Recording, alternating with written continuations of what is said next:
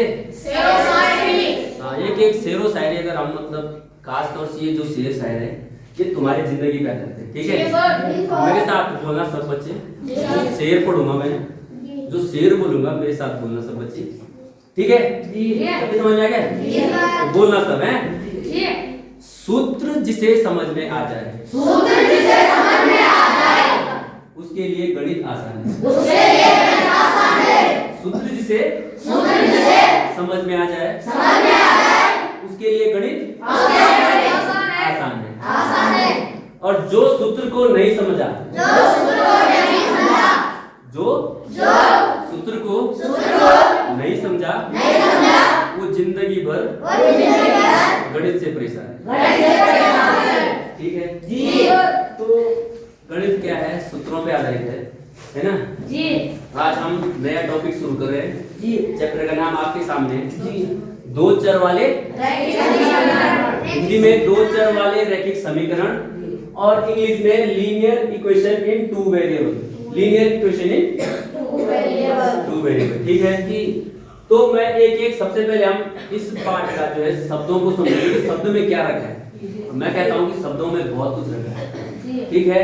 तो देखो क्या है, सबसे पहला है लीनियर, है ना जी। लीनियर मतलब होता है रैखिक। क्या होता है? रैखिक। लीनियर मींस क्या होता है? रैखिक, ठीक है जी।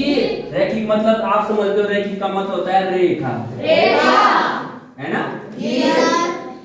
समझ में आ गया सबके? एक बात। दूसरा होता है इक्वेशन। इक्वेशन का मतलब होता है कि इंग्लिश में इक्वेशन समीकरण। इक्वेशन का मतलब क्या होता है? समीकरण। और अगर कोई तुमसे पूछता है, कोई तुमसे पूछेगा कि समीकरण किसे कहते हैं, बोलना जहाँ पे दो पक्ष होते हैं, एक दायां पक्ष, एक बीच में क्या होता है? बराबर। इस तरफ जो होगा, ये देख मेरा दायां हाथ है, दायां पक्ष, ठीक है? इस तरफ दायां पक्ष होगा जिसको हम इंग्लिश में बोलते हैं RHS, राइट हैंड साइड, ठीक है? एक होता है बायां पक्ष। क्या होता है? बायां पक्ष, LHS, लेफ्ट हैंड साइड, ठीक है? और बीच में क्या होता है? बराबर का चिन्ह, बराबर का चिन्ह होता है। इसका मतलब हम समीकरण किसे बोलते हैं? जहां पे बराबर का चिन्ह होता है, ठीक है?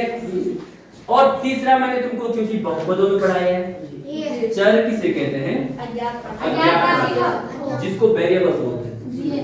अब तुमने पार्ट में देखो दो लिखा है सबसे आगे, तो दो को तो इंग्लिश में टू बोलते हैं। मतलब जो चर होंगे कितने होंगे? दो होंगे, ठीक है? दो चर पक्का उस समीकरण में, पक्का उस समीकरण में दो चर होंगे। वो चर होंगे, एक होगा x, एक होगा y। ये दो चर होंगे उसमें। सबके समझ में आ गया? सबके समझ में आ गया? तो पाठ का जो है सारांश इसमें निकल गया है कि दो चर वाले रैखिक समीकरण में दो चर होंगे x और y, ठीक है जी? ठीक है जी, समझ में आ गया सबके? अब क्या करेंगे, हम इसकी सामान्य समीकरण देखेंगे। दो चर वाले रैखिक समीकरण की जो सामान्य समीकरण क्या होगी वो मैं आपको बताता हूँ, ठीक है? देखो यहाँ पे मैं नए पेज की तरफ बढ़ता हूँ। आपके सामने दो चर वाली रैखिक समीकरण लिखी हुई है, लिखी हुई है। इसमें आपको दिख रहा होगा एक चर तो x है, एक चर y। x का कोई गुणांक है जिसका नाम है a, y का कोई गुणांक है जिसका नाम है b, c क्या है? वेरी गुड, अचर राशि। अचर राशि कांस्टेंट है ना जी। ये अचर राशि है c। और बीच में देखो समीकरण है तो बराबर का चिन्ह भी जी। आगे क्या है? दाएं साइड क्या है? 0। ये क्या बन गई? दो चर वाले समीकरण की सामान्य समीकरण है, जनरल इक्वेशन, सामान्य समीकरण। समझ में आ गया सबके? सामान्य समीकरण दो चर वाले रैखिक समीकरण की सामान्य समीकरण ये है। और बहुपदों में मैंने आपको एक जो लीनियर बहुपद कहा था ना, रैखिक बहुपद कहा था ना, वहां पे एक चर था, मैंने बनाया था एक चर था x, ax प्लस b, ये था ना। यहाँ पे सिर्फ एक ही चर है, बराबर 0। ये एक चर वाली समीकरण है, एक ही चर राशि यहाँ पे x दिखाई दे रहा है। लेकिन इसमें क्या है? इसमें दो चर दो हैं। चर। कितने चर हैं? दो। मतलब दो वेरिएबल्स हैं x और Y। ठीक है बेटा? जी सर। सबके समझ में आ गई? जी सर। ध्यान देने वाली बात है, आप इसको अच्छे से समझ लेना। दो चर वाली रैखिक समीकरण अगर कोई पूछता है कि सामान्य समीकरण क्या है, फटाक से बोलो ax + by + c बराबर 0। पूछेगा वो x का गुणा क्या है, बोलना a, y का गुणा क्या है b, c क्या है जी ठीक है जी, सबसे समझ में आ गया? ठीक है जी, आगे बढ़ो जी सर। अब देखो दो चर वाली, मैं पूरे पाठ, क्योंकि कक्षा 10 एनसीईआरटी मेरा जो मकसद है कक्षा 10 एनसीईआरटी अपने बच्चों तक पहुंचाना है ना। उसकी जो भी प्रॉब्लम्स हैं, क्या निचोड़ क्या खाका, मैंने पूरा निचोड़ के जब चैप्टर को देखा, जो है उसके अंदर जो मेरा अनुभव कहता है वो सब ही मैं आपको बताऊंगा। तो देखो ठीक है। अब आप देखो कि जो पूरे चैप्टर का निचोड़ जो है वो है, मैंने कहा इस पूरे चैप्टर का निचोड़ अगर देखोगे आप, तो मैं आपको बताऊंगा पूरे चैप्टर के अंदर देखो दो चर वाली रैखिक समीकरण है। जो दो चर वाली रैखिक समीकरण है, आपको दो विधियां मिलेगी। ठीक है, एक विधि है जिसको हम बोलते हैं, पहली जो विधि है जिसको हम बोलते हैं बीजगणितीय विधि। क्या बोलेंगे? बीजगणितीय विधि। बीजगणित को इंग्लिश में बोलते हैं अलजेब्रा या अलजेब्रिक मेथड। ठीक है, इस विधि से हम हल करेंगे। दूसरा है ज्यामितीय विधि, ज्योमेट्रिकल मेथड। ठीक है जी। दो विधियां हैं, एक है अलजेब्रिक, ज्योमेट्रिकल। ठीक है, इन दो विधियों के बारे में पढ़ेंगे। अब तुमको पता होना चाहिए जो हम अलजेब्रिक विधि होगी वो कितने टाइप होगी? 3। कितने टाइप होगी? 3। बताऊंगा मैं एक एक करके बताऊंगा। प्रतिस्थापन, विलोपन और वज्रगुणन विधि, तीनों को डिस्कस करेंगे हम। और ज्योमेट्रिकल मेथड में भी हम, ज्योमेट्रिकल की जब मैं बात करता हूं तो आपको हमेशा याद रखना है ज्योमेट्री मींस ज्यामिति। ज्यामिति मींस फीता, प्रकार, पेंसिल, चांदा, कटर, रबर, सब चीज का प्रयोग। ठीक है जी, सबके समझ में आ गया? तो हम थोड़ा सा ज्योमेट्री के बारे में हल्का सा पढ़ लेते हैं। ठीक है बेटा, पढ़ ले। देखो सब बच्चे देखो यहाँ पे। अब आपको पता है, क्योंकि यहाँ पे हम पढ़ रहे हैं रैखिक समीकरण। क्या पढ़ रहे हैं? क्या पढ़ रहे हैं? और मैंने कहा रैखिक समीकरण हमेशा क्या देगा? रेखा। क्या देगा? रेखा देगा ना। अब पता होना चाहिए, सभी बच्चों को पता होना चाहिए। देखो सब बच्चों को पता होना चाहिए रेखा क्या होती है। ठीक है जी। रेखा को इंग्लिश में बोलते हैं लाइन। क्या बोलते हैं? लाइन। और बनती कैसे है रेखा? देखो बनती है रेखा ऐसे। अगर मैं रेखा खींचू, देखो ये बन गई एक रेखा। खींची? रेखा खींची सीधी? अब इसको जितना मर्जी बढ़ा लो, मर्जी आपके, है ना। तो आपको पता होना चाहिए, देखो आपको पता होना चाहिए ये रेखाएं यहाँ पर कक्षा 10 में इस पार्ट के अंदर हम पढ़ेंगे 3 प्रकार की रेखाएं। कितनी प्रकार की रेखाएं? 3। थोड़ा सा मैं उन रेखाओं के बारे में बताता हूँ पहले। ठीक है, कौन कौन सी रेखाएं? देखो 3 प्रकार की रेखाएं होंगी। पहली जो रेखा होगी जिसको हम बोलेंगे सबसे पहले प्रकार की रेखा जिसको बोलेंगे हम समांतर रेखा। क्या बोलेंगे? समांतर रेखाएं। समांतर रेखाएं। ठीक है, दूसरे पढ़ेंगे हम, दूसरी जो पढ़ेंगे वो पढ़ेंगे हम क्या? प्रतिच्छेदी रेखाएं।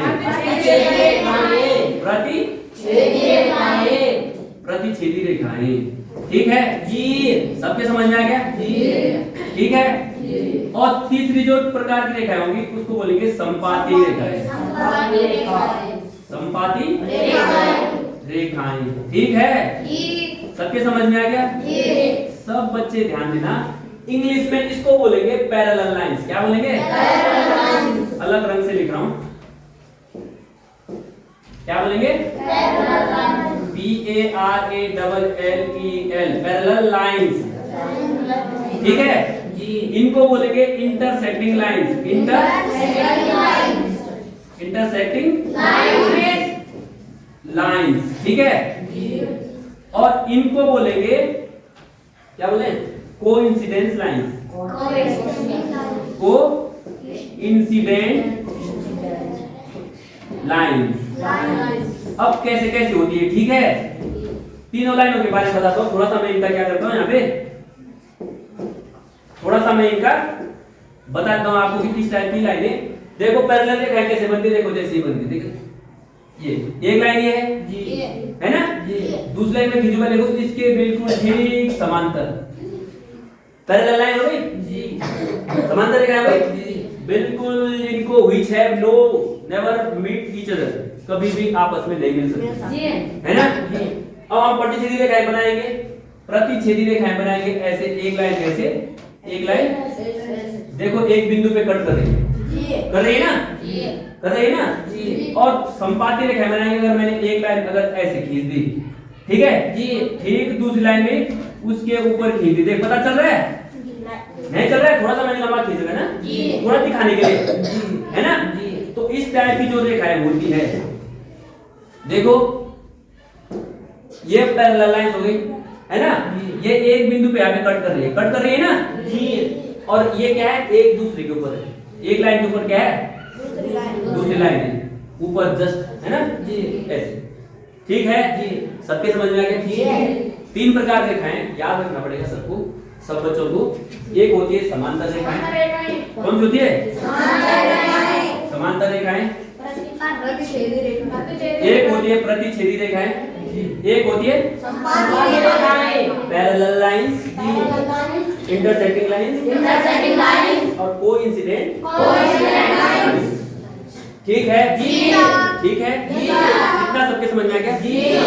थोड़ा आगे बढ़ूं, देखो आगे बढ़ते हैं, आगे हम देखते हैं यहाँ पे होता क्या है। देखो अब हम क्या करेंगे, गणित पढ़ेंगे। होता क्या है, होता ये है मेरे बेटा, देखो सब बच्चे ध्यान रखना, सामान्य समीकरण, दो चर की जो सामान्य समीकरण बताओ सब, ax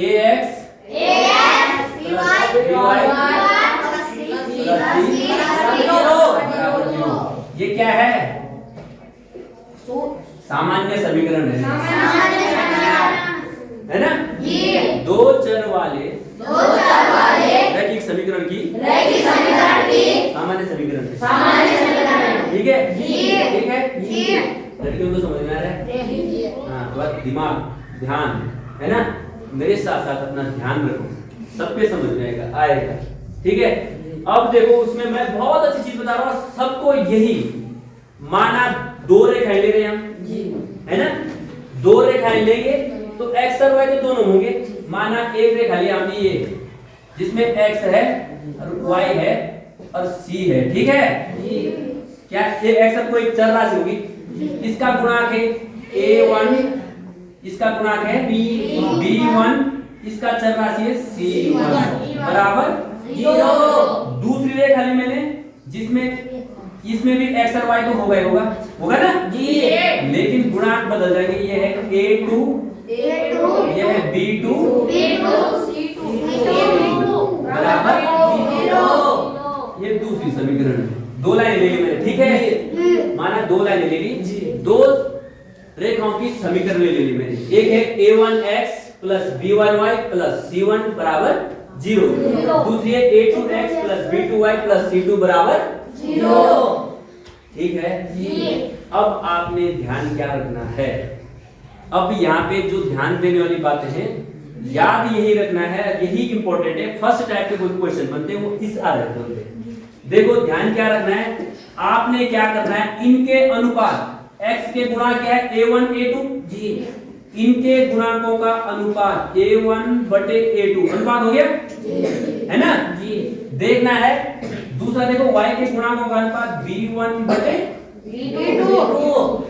अगर दोनों समीकरणों में ये दोनों क्या हैं, समान नहीं है, अगर दोनों बराबर, इनका अनुपात, x का अनुपात देखना है आपने, y का अनुपात देखना है, गुणांकों का अनुपात अगर देखना है, अगर आप देखोगे कि ये अनुपात समान नहीं है तो इस प्रकार की जो रेखाएं होंगी, जब आपको दो समीकरण देखो दी रखी होगी और आपको ऐसा मिलता है, इस प्रकार की रेखाओं को बोलेंगे हम, क्या बोलेंगे? प्रतिच्छेदी रेखाएं। क्या बोलेंगे? प्रतिच्छेदी छेदी रेखाएं। सबके कितने बच्चों के समझ में आया? मैं ये बोलना चाह रहा हूँ, देखो इंटरसेक्टिंग लाइंस क्या बोलेगी? इंटरसेक्टिंग इंटरसेक्टिंग लाइंस मिलेगी हमको, ठीक है। जब क्या होगा, दोनों x के अनुपातों तथा y के अनुपात आपस में बराबर नहीं होंगे, ठीक है। सबके समझ में आ गया? और इस प्रकार की रेखाओं के लिए कि आपको क्या मिलेगा? सिर्फ एक हल मिलेगा। क्या मिलेगा? एक हल मतलब ये कहीं पे किसी एक बिंदु पे कट कर रही है ना, x का मान निकलेगा तो y का मान निकलेगा कुछ ना कुछ, ठीक है। ठीक है, सबके समझ में आ गया? कितने बच्चों को समझ में आया? सबके हाथ खड़े करें, वेरी गुड, सबके समझ में आ गया। फिर बता दे रहा हूँ, जिसके समझ में आया, अगर आपने दो रेखाएं आपको दे रखी हैं, इस प्रकार की दो रेखाएं दे रखी है, ठीक है, गुणांक अलग अलग हैं, सिर्फ x दोनों में y दोनों में, दो चर हैं, चर राशियां दोनों में हैं। अगर इनके x के गुणांकों का अनुपात y के गुणांकों का अनुपात अगर आपस में बराबर नहीं है, इस प्रकार की जो रेखाएं हमको मिलती है उन्हें बोलते हैं प्रतिच्छेदी, ठीक है जी। दूसरा देखो, दूसरा क्या है? अगर आपके पास यही दो रेखाएं हैं, एक a1x plus b1y plus c1 बराबर 0, दूसरी a2x प्लस प्लस c2 बराबर 0, ये दो रेखाएं दे रखी है। अब देखना इनके अनुपात गुणांकों का a1 बटे a2 बराबर है b1 बटे b2 y के अनुपात, है ना। ये दोनों तो बराबर हैं, लेकिन ये c1 बटे c2 बराबर नहीं है। c1 बटे c2 बराबर नहीं है। मैं आपको एग्जांपल कराऊंगा, ये सब बच्चों के समझ में सब करेंगे ये तो अभी, क्योंकि हम भी चिन्हों से डर सारे को। अगर आपको ऐसी कंडीशन मिलेगी तो आपको समझ लेना है कि ये जो रेखाएं जो दिखाएगी ये कैसी रेखाएं होंगी? समांतर रेखाएं। कैसी रेखाएं? समांतर पैरेलल लाइंस। कैसी लाइन? तो पैरेलल लाइंस मिलेगी, कैसी लाइन मिलेंगी? पैरेलल लाइंस, ठीक है जी। समझ में आ गया जी? सब बच्चों को समझ में आया जी? पैरेलल लाइंस मिलेगी, ठीक है, जिनका और पैरेलल लाइंस का इनका कोई हल नहीं होता, इनका कोई हल नहीं होता, कोई हल नहीं, कोई हल नहीं, क्योंकि तुमको पता है, तुम ये भी जानते हो कि पैरेलल लाइंस कैसी होती है, जो कभी भी आपस में नहीं मिलती, वो पैरेलल लाइंस होती है, ठीक है जी। सब बच्चों को समझ आ गया? अब तीसरा देखो, तीसरा देखो, ठीक है, तीसरी जो लाइन होगी देखो, इसी प्रकार आपको तीसरे में देखो दो लाइनें देखी होगी, a1x वही है ना, प्लस b1y प्लस c1 बराबर 0, दूसरी है a2x plus b2y plus c2 बराबर 0। दो लाइनें, यहाँ पे आप चेक करोगे, देखो a1 बटे a2x का अनुपात बराबर y का अनुपात b1 बटे b2 गुणांकों का अनुपात, ठीक है जी। और ये जो हमारे पास अचर राशि है वो c1 बटे c2, तीनों क्या हैं? बराबर। तीनों क्या है? बराबर। तीनों बराबर दिख रहे हैं जी? दिख रहे हैं? तीनों अगर बराबर होते हैं तो इस प्रकार के जो लाइनें होती है उनको बोलते हैं समपाती रेखाएं। क्या बोलते हैं? समपाती रेखाएं। समपाती रेखाएं। इनके कई हल होते हैं। कितने हल होते हैं? कई हल। अनेकों हल। कितने? अनेकों हल। अनेक हल। ठीक है, सबके समझ में आ गया?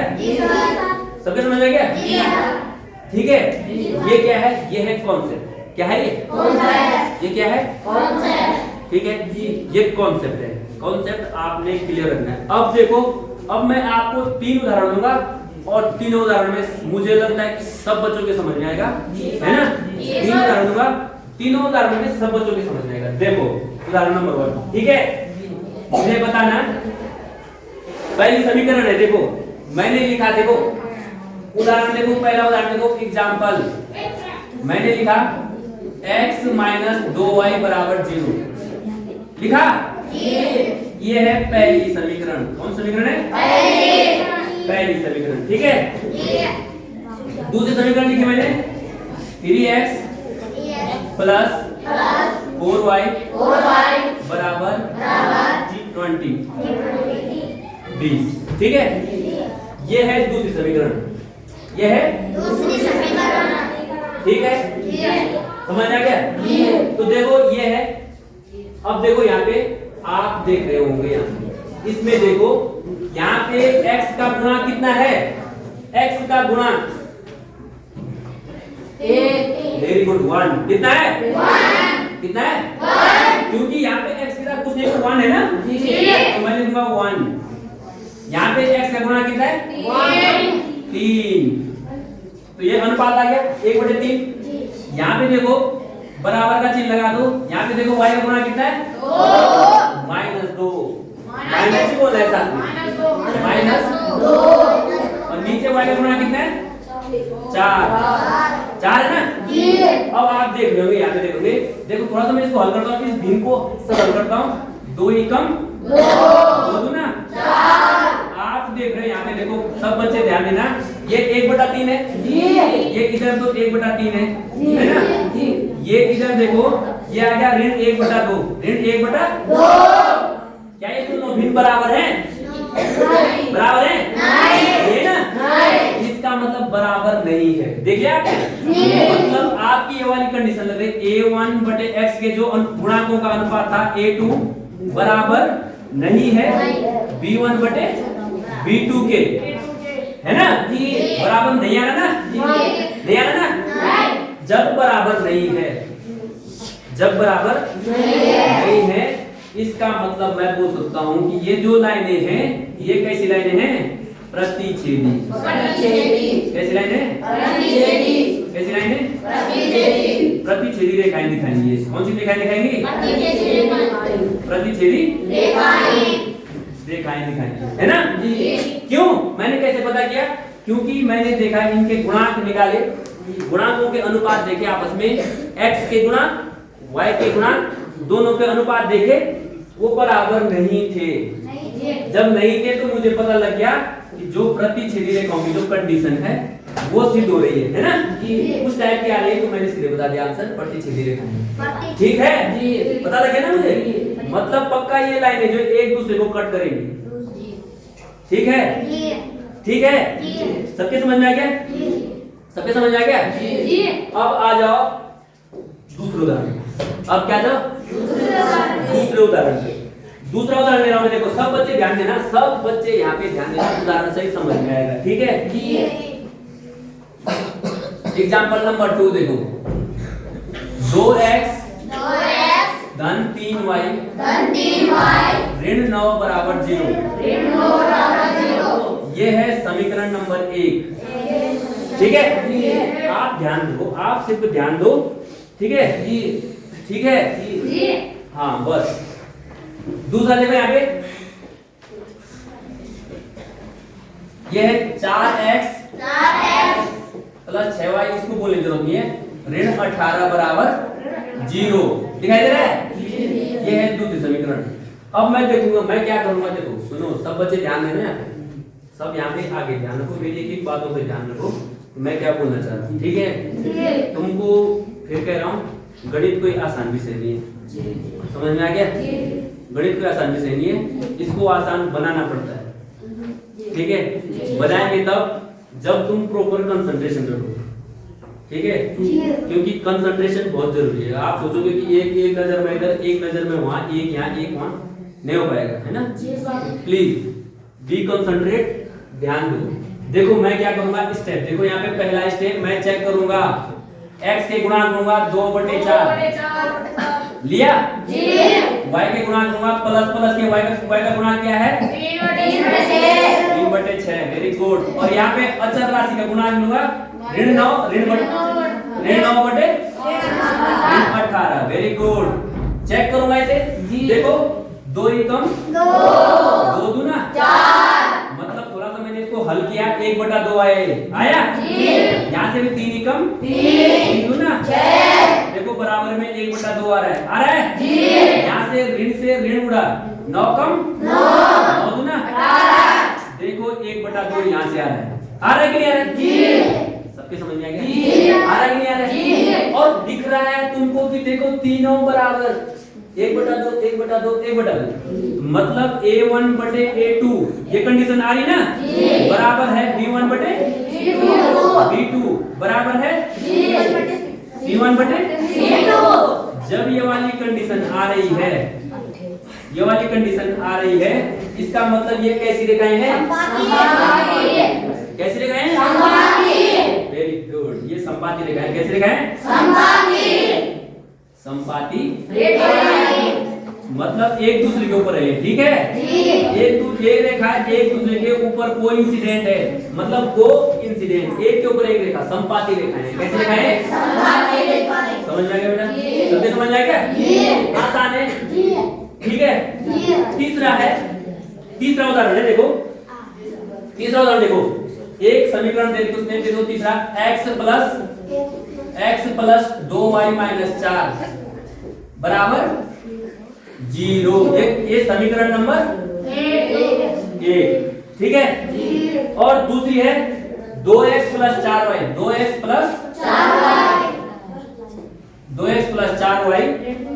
ऋण 12 बराबर 0। ये है दूसरी समीकरण, ठीक है? सबके समझ में आना चाहिए। देखो यहाँ पे भी वही कंडीशन लो तुम इस तरीके से, स्टेप x का गुणा क्या है? 1/2 बराबर y के गुणा लो और फिर चर राशियों का लो 4/12। अब देखो थोड़ा हल करेंगे। देखो 1/2 है तो नहीं कर सकते, तो छोटी भिन्न है, ये तो ऑलरेडी छोटा है। इसको 2 एकम 2 2 दूना 4 1/2 आ रहा है ना?